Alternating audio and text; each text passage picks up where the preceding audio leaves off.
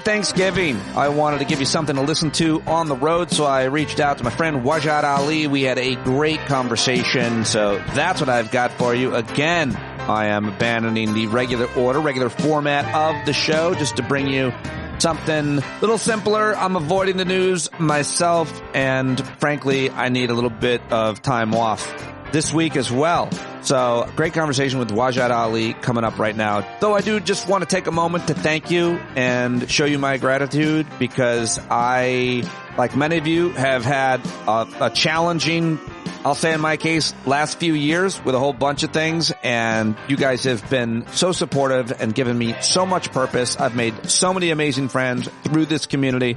So I just want to let you know how thankful, how grateful I am for you. I've been to the edge and back and too many times, but you really are what keep me going. I love getting up and doing this work and posting this show for you every day of the week. It gives me a whole lot of purpose and a whole lot of joy to be able to do it. So thank you, thank you, thank you. I am so thankful to you. I hope you have a great time with whoever you are with. I hope you get along. I hope you take a moment between stimulus and response and recognize it and make a different choice so that the next few moments, hours, or days aren't really bad or at best awkward. Find the peace, find the love, stay in the moment, enjoy the day. And here is my conversation with Wajahat Ali, whose Substack you must subscribe to. It's The Left Hook. Of course, get his book, listen to his podcast, and look for something really exciting from Waj and I think, coming up in December or early next year. Oh, and don't forget to get your tickets to PODJAM. It's on March 28th through 30th. Tim Wise, Aaron Carroll, Eric Siegel, Mara Quint, Ophira Eisenberg, J.L. Govan, Jon Carroll, Christian Finnegan, and maybe more. Vegas, March 28th to 30th. Go to the ticket link in the show notes. And now, here's Waj and I. All right. There he is, one of our all-time favorites. I talked to you like the day after the election and not since. You've been everywhere. You've been talking. You have been talking to a lot of smart people over at your Substack. I like those conversations. Who do you want to talk about, and what do you want to talk about? What do you think is most important, my friend? First and foremost, I can only talk out of half side of my mouth because I have Trump derangement syndrome. And after the election, I got Bell's palsy. Yeah. So I woke up last Monday and all of a sudden my face started drooping like Clayface. And apparently I told my wife it doesn't get better. I'm just going to travel with a coin. I'm like, Two-Face. Like, yeah, I noticed. And we were talking about it. And it usually only hits people who are unattractive, which is why I haven't had an issue. It's one of those things when you're very good looking like me, you get the evil eye and then your face just droops. And then Pete has been throwing a dagger at my face on the dartboard for the past 10 years and it finally hit. No, it's a random thing, man. It's just so strange. It's the one cranial nerve at the back end of your ear and it gets inflamed. And then that controls like all the facial muscles on the left side of your face. So the left side droops, but it could have been worse. So I've been dealing with that, and I feel like that's a good microcosm for how many people feel that this country had a chance, regardless of whether or not you're excited about the Democratic Party or Kamala Harris as a competent, qualified Black Indian woman, or the guy who quotes Hitler. And people are like, you know what? I'll go with the guy who quotes Hitler and is a criminal and already effed up this job royally during a once-in-a-lifetime pandemic. And what I was thinking, Pete, is I was just thinking about this right before you hit record. People are like, how could this happen in America? As a brown person, as a student of history, you're a student of American history also. Isn't Trump so quintessentially American? Like, it's very American.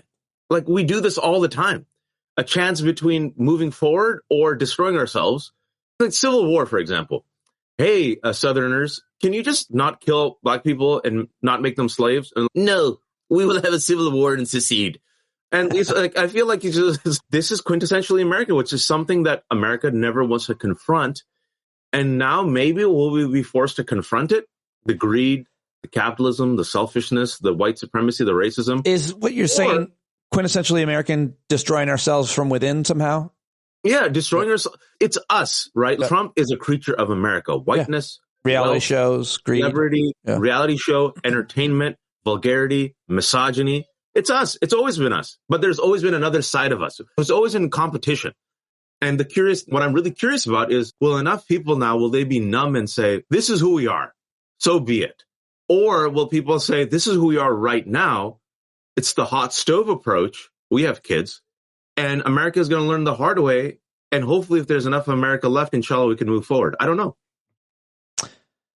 Those are really interesting thoughts to get at the root cause of who we are, because this is who we are. It's who a certain percentage or amount of people are. There's also a lot of amazing, thoughtful, literate people who are also terrified, but curious and open and kind and not motivated by some of the same things. And I don't know how to break us down anymore. And it's literate. hard. You sound like such a queer gay boy using literate.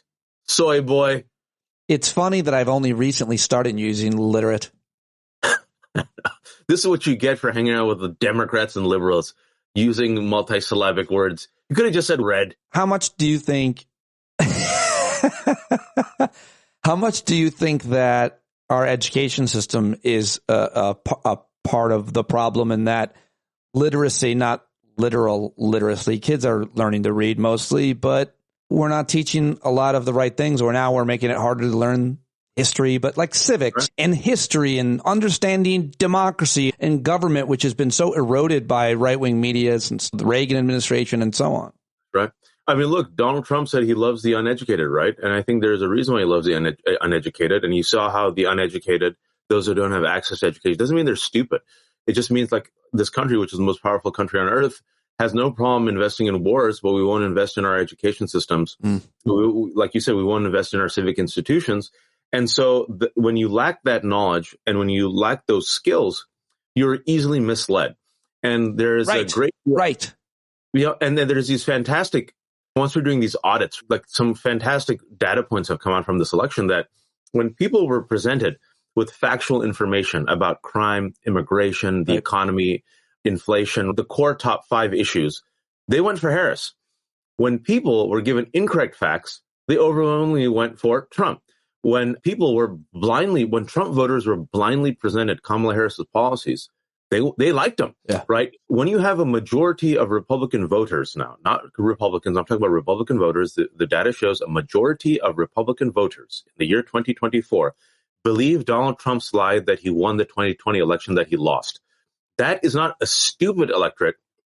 I think that when people say stupid, it's inaccurate. It is a misinformed and ignorant electorate, Pete. And a misinformed and ignorant electorate can be manipulated by pernicious forces. And this is why almost a decade ago, Steve Bannon said, my enemy is not the Democrats. The enemy is the media. And I believe he was on point. And look, Republicans played a long-term game when it comes to the judges, 40-year long-term game. Yep. They've played a long-term 40-year game with the media, Pete. And you've been in the media for 2 decades almost. I've been in this game for a long time. You and I know that they work the refs. They work the refs, and every institution bends the knee because they don't want to be seen as biased. Meanwhile, they take over, they bulldoze. Fox News, Sinclair Broadcasting has all the local stations. Podcasting is not you. You should be in the top 15. It's freaking Hawk Tuah and Ben Shapiro and Candace Owens. I'm not even making that up. No, Hawk you're Tuah. right. Yeah. She literally is like, the right wing gave her money.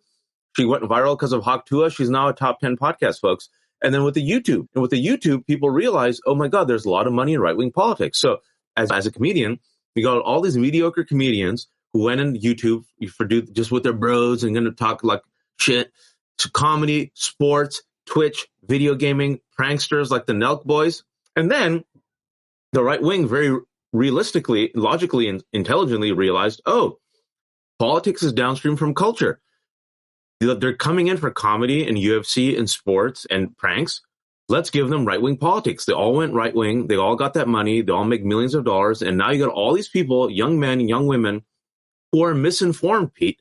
And this lack of education, banning books, banning AP history, making people dumber, making people ignorant is a boon. Has always been a boon for authoritarians. And it gets good ratings and makes a lot of money. And I've been watching and watchdogging right-wing media since I got started in media, because I literally shared an office with the right-wing media guy. And when I built my radio show, I built it upon their shoulders. Right-wingers had built political talk media, and I wanted to think, could I do it differently? And I made the mistake of saying over and over, I don't know. I don't know the answer. You're not supposed to do that. If you're a right winger or a progressive host, you're supposed to know everything. But I don't know shit. So I invited experts on, and it worked just enough. but I never have ever made the kind of impact or the kind of money they have because of the reasons that you just said about how it's done, which is why you and I have to do a show about like how to be a man and how to be a dad in this new America, like our definition of it, because gender, men, boys, we have to be able to get to them with our message and either de-radicalize them or give them a different kind of role model that they can be, which isn't this kind of, I don't know. I don't like the words toxic masculinity because they're just, everybody has their idea of that now, but like certainly the kind of guy who would ever support a terrible person in any terrible position like Donald Trump and all the guys apparently that are being hired. It's like the cost of doing business is you have to answer a questionnaire on the way into the White House. Have you ever assaulted a woman? No. I'm sorry. Go to the back of the line. Yes. Here's your cabinet. It's an affirmative action for sexual abusers. No, I think we should. Well, it normalizes sexual abuse. It says Absolutely. It's okay as long as you're they're getting the best jobs in the world. You touched upon something that I was thinking about is that what are we going to say to our kids? Not only does it normalizes sexual abuse, it normalizes corruption, cruelty, lying, criminality, misogyny, racism, right? Because if you tell your kids nowadays, hey, don't do those things, it doesn't pay. The kids will be like, Donald Trump became president. Obviously pays pretty well. Have you seen Boris Epstein? He seems to be doing pretty good. I started with him at CNN. Like, you can cheat on your wife. You can potentially allegedly rape women. Yeah. You can Jason Miller. You can defraud people. You can be a hypocrite. Might makes right. As long as you're in power, you can do whatever you want. And that's the lesson that young generations are learning from Trumpism. As long as you get power, you can do whatever you want. You can even grab them by the pussy and no one's going to care. If you're famous, they'll let you do it. So I'm going to go on YouTube and I'm going to become famous and I'm going to do pranks and do right-wing politics. And I'm going to go on Twitch. I'm going to play video games and I'm going to get as many subscribers as I can. And then I'm going to be famous. And with that fame, then I'm going to run for office and I'm going to endorse my own drinks. I'm telling you, this is how my kids talk, man. My kids, they're sweet kids, thank God, good kids, but they don't watch TV. All they watch is YouTube and Twitch and Insta and TikTok. And they're like, my son was like, I want my own YouTube channel and maybe I could get, and I listen to his friends sometimes and they're like, I have 100 subscribers. Oh, I hope I could get to 200. So that's what the young people are looking at, right? This is how I make it in America. How do I get famous? And then once you get famous, you get money and then you get power and then you can grab them by the pee. But I do think, Pete, there is another way. And I think the reason why another way has to start now and we have to invest in the long term is because you and I know, having lived enough of this life, that these dudes, the fish rots from the head, right? Eventually, Pete, these types of dudes, they're so poisonous, so toxic, it corrupts them, corrupts their marriages, and corrupts their children. It's inevitable. This is just a train wreck waiting to happen. Yeah. We know these people. We know them in our lives, right? It F's them up, their wives up, their kids up, their communities up. And this is one of those things where it's an F around and find out moment. And within 5 to 10 years, all these young dudes, you and I know this, who are following all these losers, they're going to wake up in their mom's basement, single, pissed off, broke, angry. And a few of them are going to realize, oh shit, I followed a fraudster. Where am I in my life? And so what we want to do is, we know that's going to happen, folks. It is going to happen. Mark my words. What we have to do is enough of us have to chart another course, but be patient and realize that we have to win over people through time. And also, I believe, I could be wrong, when you said, what can I do? There's going to be a hot stove approach, Pete. I think America learns the hard way. Sometimes there's only so much you can do. You can't save people from themselves. Right. Sometimes you say, don't put your finger in the electrical socket like 10 times. And then they finally do. And then you're like, told you. Yeah. I think if what I'm hearing is it's going to have to get worse before it gets better. But for all of us, including those who got duped. Yeah. Yeah. I think it's, look, when people say it has to get worse before it gets better, sometimes things just get worse. So that's always been my fear when people say, oh, it's got to get worse before it gets better. What happens if it just gets worse?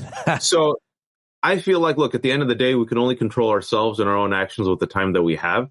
You can't control or save everyone, but we can do at least what we could put out in the universe with the time that we have.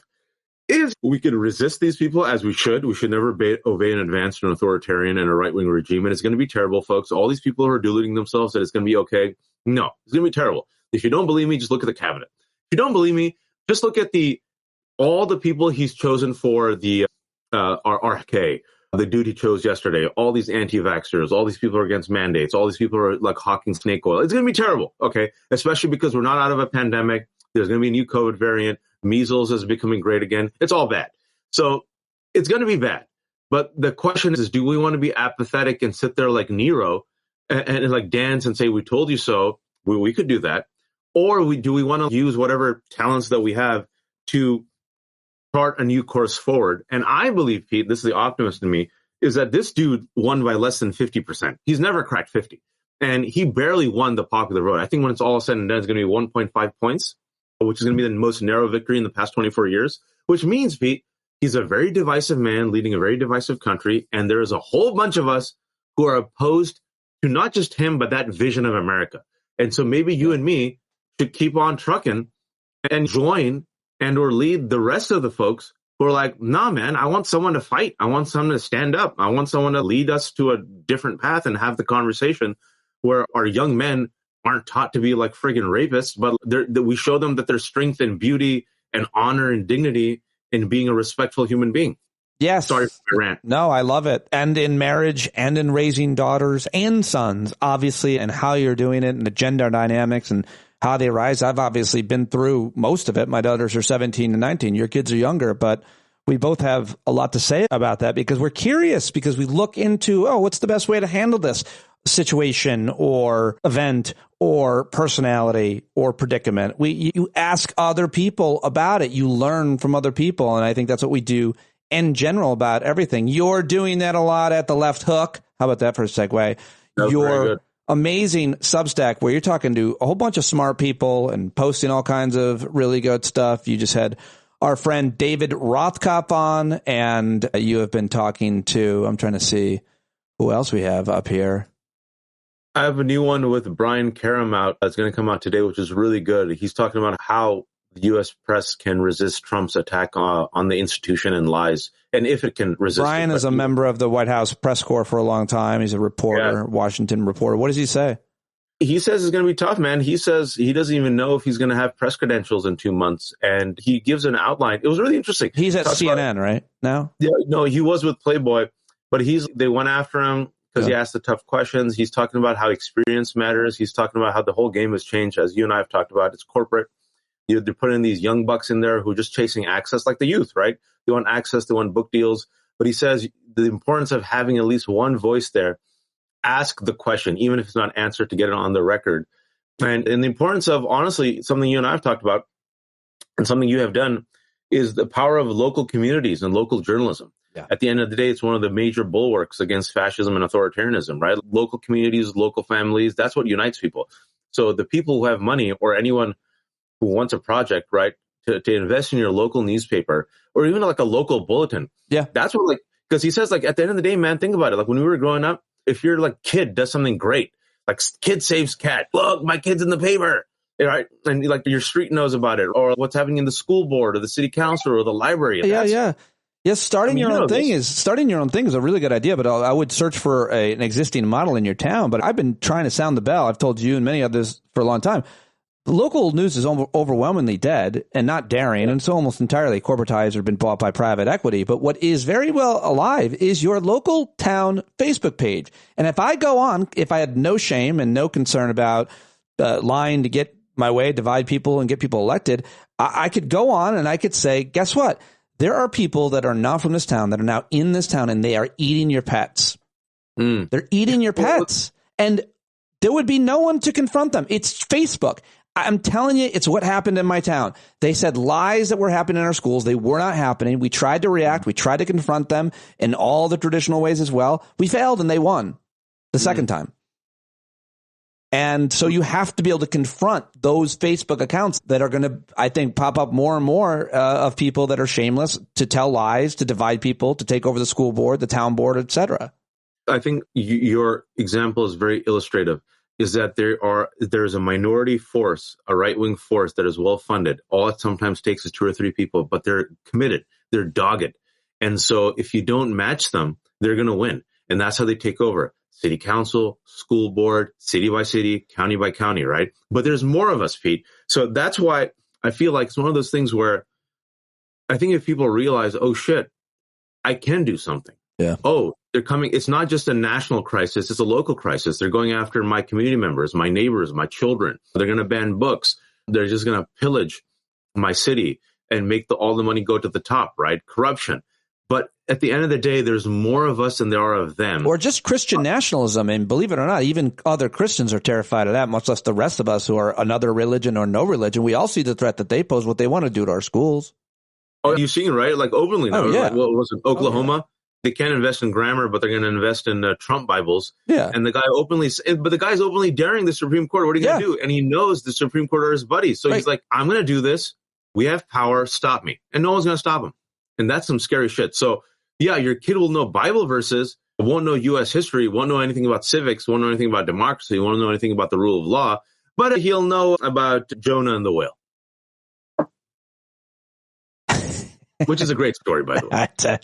But I hope they teach him about the Pharaoh. That would be wonderful. What's that story? Pharaoh. Yeah, teach him about the Pharaoh and then say, look at Trump. Trump is like our Pharaoh, man. I was thinking about this from a religious perspective because I'm a Muslim and I believe in God. But just think about stories, right? You don't have to be religious. If you ever read the Old Testament, the New Testament, the Quran, the stories are very similar, right? It's God sends a prophet to basically just tell people common sense. And then he sends like a bad guy who does the opposite. And then God tells people, hey, just don't do this one thing. Just don't make a golden calf. Just don't make a golden calf. And people are like, Moses hasn't come down from the mountain. Let's make a golden calf. And then God says, you effed up. And he destroys them. Hey, there's a huge flood, and I'm sending this guy called Noah, and all these animals are just going to magically appear on his big boat that he's created. Just get on the boat. And can you imagine Noah sitting there, hey guys, it's getting a little wet. You want to come on the boat? And people are like, nah, I'll take my chances on the shore. I just thought about that when it comes to America. Hey, do you want this confident black Indian American woman, or do you want a grifter? People are like, let's go with the guy who filleted a microphone last week. I think. Oh God, I think is great again. We elected our own Pharaoh, man. It's amazing. We did. Pharaoh Trump. That's going to be the name of this episode. I never really heard him compared to that, but yeah, there's a lot of parallels there if you look it up. It's the same story that human beings have endured for thousands of years, and we're like, should we go for the Pharaoh or the competent bureaucrat? Let's go with the Pharaoh. And the funny thing is, the Pharaoh already effed us. And we're like, maybe this time he won't F us as hard. He will.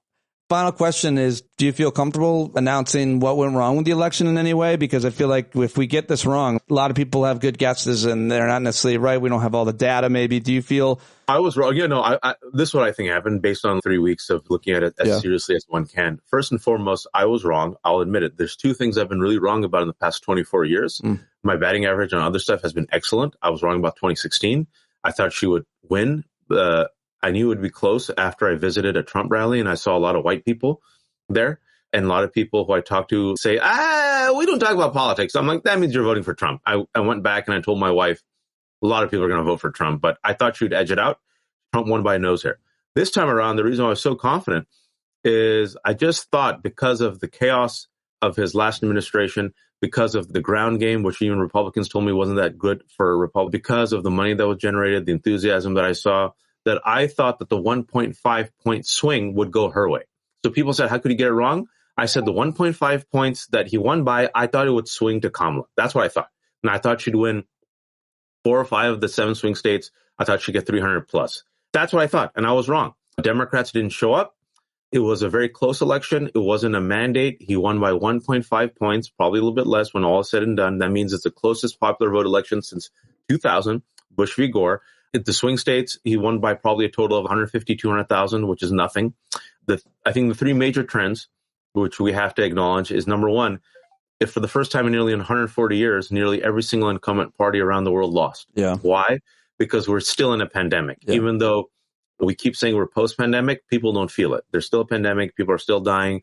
I think Biden won because of the pandemic, and I think Trump largely won because of the pandemic, post-pandemic reality. Number one. Number two, Kamala is a black woman, and those people who do not confront or acknowledge the role of misogyny and racism are doomed to not understand America. Number three, right-wing disinformation has to be one of the major issues that is discussed. You and I discuss it, Pete, and it angers me that people don't talk about it more. The data shows that, again, When people had correct facts, they went Kamala. When people didn't, they went Trump.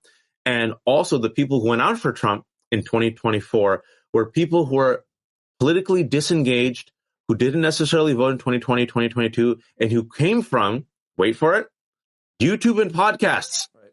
So a lot of those folks, especially young folks, YouTube and podcasts, feel there's a reason why Dana White was there at the Trump victory rally and gave a shout out, not to George Will or Fox News. Who did he shout out? Theo Vaughn, Joe Rogan, the Nelk Boys, right? And then finally, what I'll say is Democrats, I think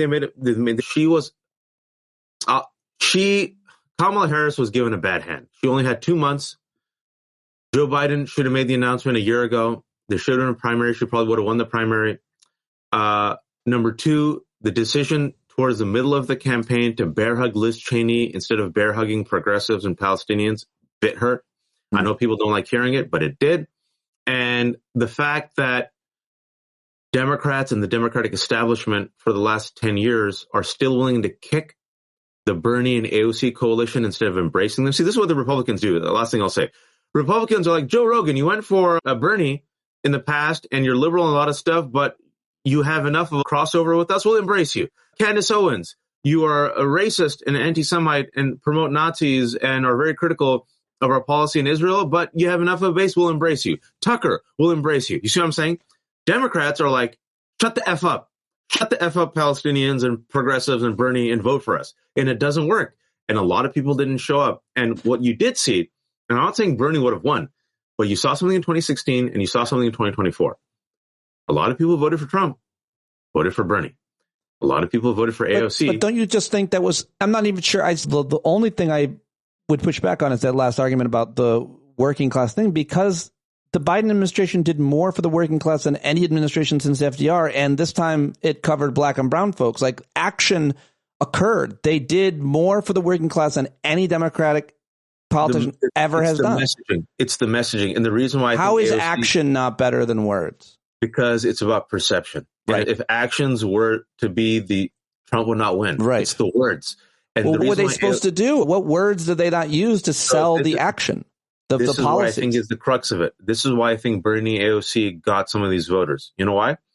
Bernie and AOC, instead of saying the institutions work, let's restore the establishment. But Bernie and AOC say the establishment is broken, it's rigged, it works for the 1%, and we have to change it.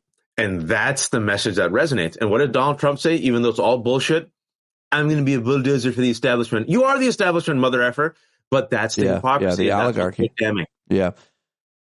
Awesome. Love this talk. Look forward to more. We're going to launch our show. Waj and I have been flirting about it for a long time. Middle-aged Dads, How to Be a Man with Waj and Pete, live on YouTube. We'll great. See. We're going to try it.